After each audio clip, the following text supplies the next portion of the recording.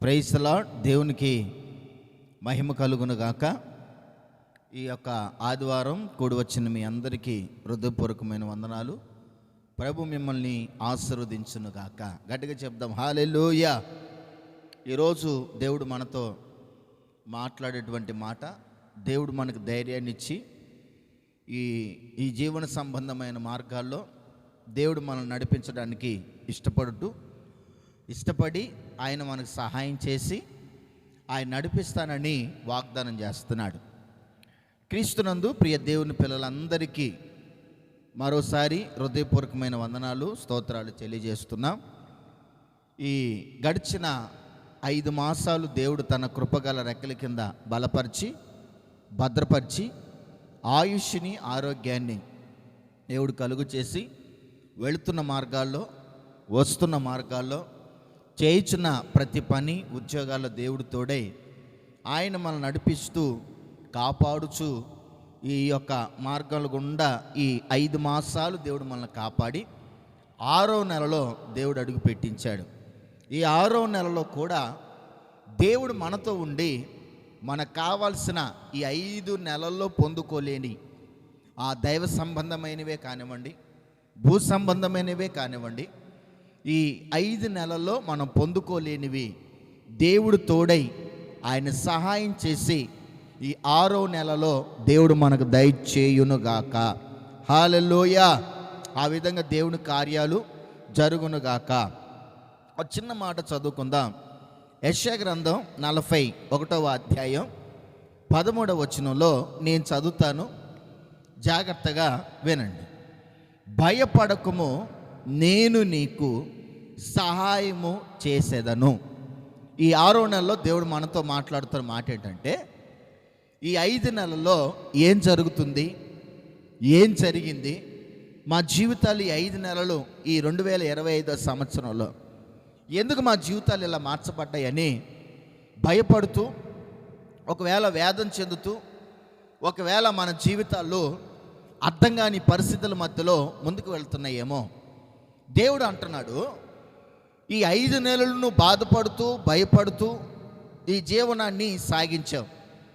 అయితే ఈ 6వ నెలలో నేను నీకు సహాయం చేయాలని ఆశపడుతున్నానని దేవుడు మనతో మాట్లాడుతున్నాడు. మరి దేవుడు సహాయం చేస్తానని మాటిచ్చాడు కదా. ఆయన మాటిచ్చిన దేవుడు తప్పడానికి నరుడు కాదు కదా. ఆయన మాటిచ్చాడంటే నెరవేర్చేటువంటి దేవుడే కదా. కాబట్టి ఆయన నెరవేర్చాడా లేదా? ఒకవేళ నెరవేరిస్తే పాత నిబంధనలో ఎంతమందికి దేవుడు సహాయం చేశాడంటే, యెహోషువకి సహాయం చేశాడు, మోసేకి సహాయం చేశాడు, ఎంతోమంది గొప్ప గొప్ప ప్రవక్తలకి, ఎంతోమంది యాజకులకి, ఎంతోమంది న్యాయాధిపతులకి, ఎంతోమంది రాజులకి దేవుడు సహాయం చేసి వారిని ఒక ఉన్నతమైనటువంటి స్థితిలో దేవుడు పెట్టాడు. మరి ఈరోజు ఆ పెద్దలు నడిచినటువంటి మార్గాలు చదువుతున్న మనం కానీ, వాళ్ళు ఆశీర్వదించిన దేవుణ్ణి వెంబడిస్తున్న మన జీవితాల్లో మరి ఆయన చెప్పాడు, నేను నీకు సహాయం చేస్తానని. వారికే చేశాడా, మనకు కూడా చేయబోతాడంటే ఆయన మనకు చెయ్యాలని ఆశపడుతాడు. ఎలా చేస్తాడు? అందులో మొదటిది కీర్తనల గ్రంథం 33వ అధ్యాయం 21లో రాయబడి ఉంది, కనిపెట్టు వారికి దేవుడు ఆయన సహాయం చేసే దేవుడిగా మనకు మార్చబడుతున్నాడు.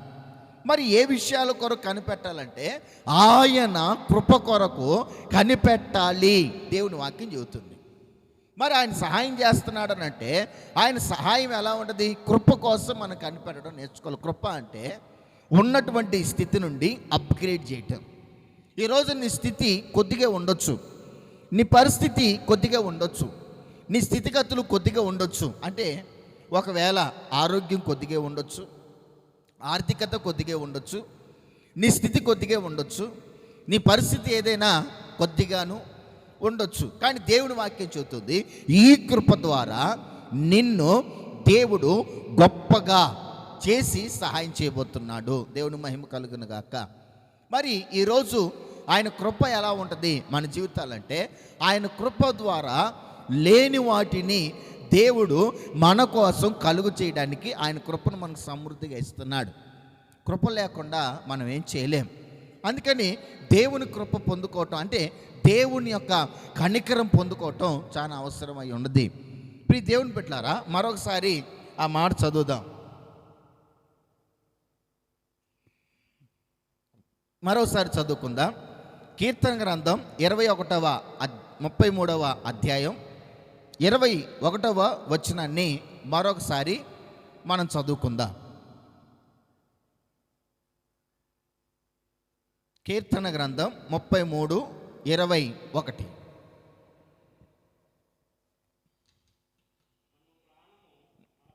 మన ప్రాణము యెహోవా కొరకు కనిపెట్టుకొనుచున్నది, ఆయనే మనకు సహాయమును మనకు కేడెమునై ఉన్నాడు. మన ప్రాణము ఏం చేస్తుందంట? యెహోవా కొరకు కనిపెడుతుంది. అంటే ప్రాణాలు కొన్ని సందర్భాల్లో విసిగిపోతాయి. పొద్దున్న నుంచి సాయంత్రం దాకా కష్టపడ్డప్పుడు ప్రాణం అలసిపోతుంది. అరే కష్టపడ్డాం కదా, మన జీవితం ఏంటి ఇలా అయిపోతుంది, మన పరిస్థితులు ఎందుకు ఇలా అయిపోతున్నాయి అని కష్టపడ్డటువంటి కష్టానికి తగినట్లుగా మన ప్రాణాలు ఏమైతాయి అంటే అలసిపోయి సొమ్మసిల్లిపోయి మన యొక్క స్థితిగతులు అన్నీ కూడా ఉన్నప్పుడు సేద తీరటానికి కొంచెంసేపు రెస్ట్ తీసుకుంటే బాగుండు, కొంచెంసేపు మనకి ఎవరైనా సహాయం చేస్తే బాగుండు, పగలంతా అలసిపోయి ఇంటికి వచ్చినప్పుడు కొంచెం మంచినీళ్ళు ఇవ్వండి అమ్మా, లేకపోతే ఆకలేస్తున్నప్పుడు కొంచెం ఏదైనా సహాయం చేయడాన్ని అలసిపోయిన వారు ఏం చేస్తారంటే ఎవరో ఒకరు సహాయం కోసం చూస్తారు. మరి ఈ జీవన సంబంధమైన మార్గాల్లో అలసిపోయాం, ఎన్నెన్నో పనులు చేసి ఎన్నెన్నో భయంకరమైనటువంటి ఆ పరిస్థితుల మధ్యలో వెళ్ళిపోయి మనుషుల సహాయం లేక, మనుషులు అండలేక, లేకపోతే బంధువులు రక్త సంబంధికులు వాళ్ళ వీళ్ళ సహాయం లేక మనం పోరాడినటువంటి ఆ పోరాటానికి తగినట్లుగా మనం అలసిపోయి సొమ్మసిల్లిపోయి మన పరిస్థితి అంతా కూడా విసిగి వేసారినప్పుడు అప్పుడు మనకి చివరిసారిగా గుర్తొచ్చేది ఎవరయ్యా అంటే దేవుడు గుర్తొస్తాడు. ఈ దేవుడు గుర్తొచ్చినప్పుడు ఏం, అయ్యా మేము చేసిందంతా చేసాం, ఇక మా వల్ల కావట్లేదు, నీవే మాకు సహాయం చేయని దేవుని మీద మనం ఆధారపడ్డప్పుడు అండి దేవుడు అంటాడు నేను నీకు సహాయం చేస్తాను. మనుషులు ఎవరు చేయలేదా? మనుషులు ఎవరు మన జీవితాల్లో అవసరమైనప్పుడు ఆదుకోలేదా? మనుషులు ఎవరు కూడా మనకు అక్కర ఉన్నప్పుడు ఎవరు మనకి సహాయం అందించలేకపోయారా? అయితే సహాయం చేస్తానన్న వాళ్ళందరూ మాట తప్పి వారు దాక్కొని తిరుగుతున్నారా మనకు కనబడ్డప్పుడు? కానీ దేవుడు అంటున్నాడు నీవు నాకు సహాయము చేయమని నన్ను అడిగితే నిశ్చయముగా నేను చేసేదను.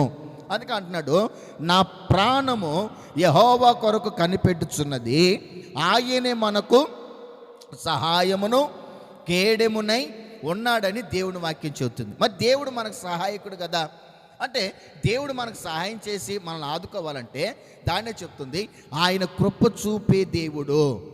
ఆయన కృప మనకి ఎప్పుడు కూడా ఆ ఆశీర్వాదాన్ని మన జీవితాల్లో కోల్పోయిన వాటన్నిటినీ తిరిగి రప్పించేదిగా ఆయన కృప మనకు మార్చబడుతుంది. దేవుని స్తోత్ర.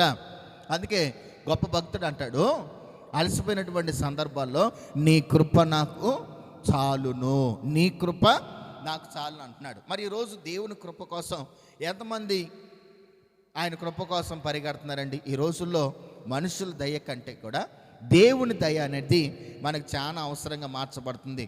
అందుకని కృప పొందుకోవాలి, దేవుని కృప మనకు అవసరం, ఆయన కృప కోసమే మనం కనిపెట్టుకొని ఉండాలి.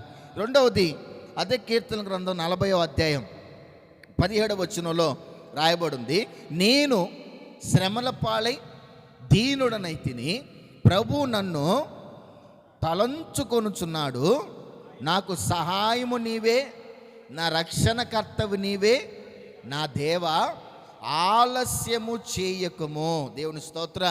అంటే ఇక్కడ భక్తుడు రాస్తున్నాడు, అయ్యా నేను శ్రమల పాలైపోయాను, నిందల పాలైపోయాను, అవమానాల పాలైపోయాను, నా జీవితం అంతా కూడా ఏం చేయాలో అర్థం కావట్లేదు, సమాజంలోకి వెళ్ళలేకపోతున్నాను, నిందలు మోస్తున్నాను, అవమానాల పాలైపోయాను. ఈ రోజున అనేక మంది అవమానాల పాలైపోతూ ఉంటారు. కొన్ని పనులు తెలిసి చేసే ఉంటాయి, తేలినటువంటి ఆ స్థితిలో చేసే పనులు కొన్ని ఉంటాయి. ఈ తెలిసి తెలియక చేసినటువంటి పనులను బట్టి సమాజంలో మనం ఎలా కనబడతామంటే వాడు ఏ పని చేసినా కానీ వాడి వెంట దరిద్రం వచ్చేస్తుందిరా, ఏ పనికి వెళ్ళినా కానీ వాడు చేయలేరా, వాడు ఏ పని తలపెట్టినా దరిద్రం వాడి ఆస్తిగా మార్చబడింది, దరిద్రం వాడి నీడగా మార్చబడింది. లోక సామెత అంటారు, ఏమంటే ఆశీర్వాదం వచ్చి పలకరించేలోపు దరిద్రం అట మన గుమ్మాల్లో కావలు కాస్తా కూర్చుందంట. అలాగే మనుషుని జీవితం దరిద్రంగానే మార్చబడుతున్నప్పుడు మనం ఏం చేయాలి తెలుసా? ఈ రోజున దరిద్రాలు పోవడానికి చాలామంది చాలా రకాలు ఉంటారు.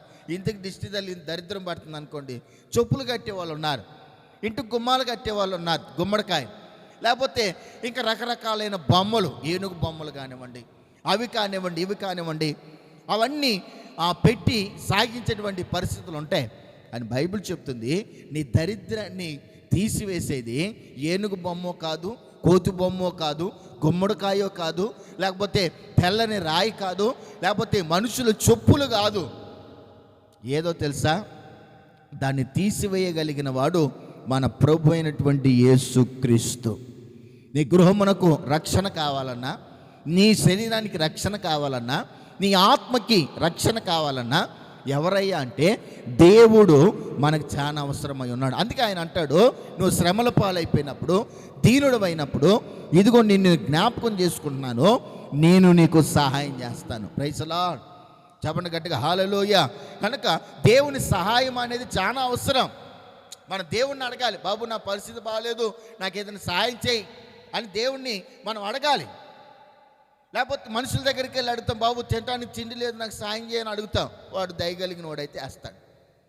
మనుషుల దగ్గరికి వెళ్ళి అడిగినంత ఈజీగా ఈ రోజున దేవుని సన్నిధికి వచ్చి, లేకపోతే నీ గదిలోని మోకరించి ప్రార్థన చేసుకొని, ప్రభువా నా స్థితి బాగోలేదు, నా జీవితం బాగోలేదు, నీ సమాజంలోకి వెళ్ళి తలెత్తుకోలేనటువంటి పరిస్థితి నాకు కలుగుతుందయ్యా, నాకు సహాయం చేయవా అని నువ్వు ప్రభుని అడిగితే ఆయన అంటాడు, ఆయన సహాయం చేయడమే కాకుండా నీకు రక్షణ ప్రాకారంగా ప్రభు నిలబడతాడు. ఆమేన్. అందుకని ఆయన్ని అడగాలి, ప్రభువా నా వల్ల ఏం కావట్లేదు, ఏది తలపెట్టినా సక్సెస్గా నేను రాలేకపోతున్నాను, దయచేసి నన్ను జ్ఞాపకం చేసుకోమని నువ్వు తగ్గించుకొని ప్రభు దగ్గరికి వెళ్ళి మోకరించి ప్రార్థన చేసి దేవుని సహాయం అడిగితే ఆయన సహాయం చేసే దేవుడిగా మనకున్నాడు. దేవుని మహిమ కలుగును గాక. కాబట్టి మనం దేవుని సహాయం అడగాలి. అలాగే చివరి మాట చదువుకుందాం. ఫిలిప్పీ రాసిన పత్రిక, బైబిల్ ఉన్న వాళ్ళందరూ తీయాలి. ఫిలిప్పీలు రాసిన పత్రిక 4వ అధ్యాయము 16వ వచనాన్ని చదువుకుందాం. ఫిలిప్పీలు రాసినటువంటి పత్రిక 4వ అధ్యాయము 16వ వచనం. ఏలయనగా దెసలోనికలో కూడా మీరు మాటి మాటికి నా అవసరములు తీర్చుటకు నాకు సహాయము చేసి తీరి.